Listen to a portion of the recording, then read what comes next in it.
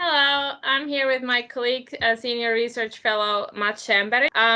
How well do you see the European cities, how well have they been preparing for aging population so far?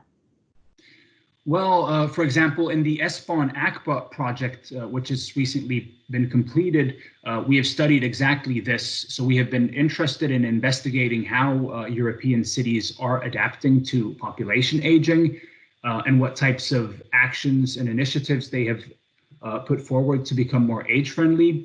But I think that we can see in light of the current pandemic that in spite of all of the work that has been done, there is still a lot of need for improvement. Despite the successes that have been made in promoting age friendliness, a lot is still needed. How do you see this pandemic affecting city planning in the future? For example, do you already see some kind of solutions that might be taking place in the near future? Well, possibly when we're talking about urban areas in general, dense cities are actually places where the pandemic has been most severe. So I think that it is inevitable that this will, be reflected in the way that we are planning our cities. For example, this could be more focus on improving green areas, parks, access to water, and so forth. So I think that this will probably put the trend of densifying cities into a new light, perhaps. You have also studied demography in the Nordics, and how do you see the pandemic affecting population development and movements? It's a very interesting question, and predicting the future is always difficult. And I think that also here, it's a bit too early to say what the long-term effects will be.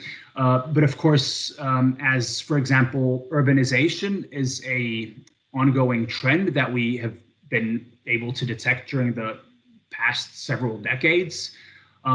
It is interesting to see whether this will put new light on this development. And for example, will distance working, will that be something that we look at differently after the ongoing crisis, and how that will possibly affect where people choose to live?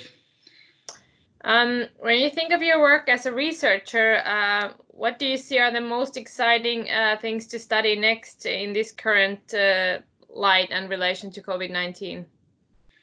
Well, I think that the ongoing crisis is clearly affecting the whole of society, but the effects are kind of disproportionate. So not everyone is affected to the same extent. So it is interesting in my mind to in the future analyze what the long-term effects will be. For example, in terms of how will this will the ongoing crisis lead to increasing inequalities, segregation, and so forth. Thank you, Mats. Thank you.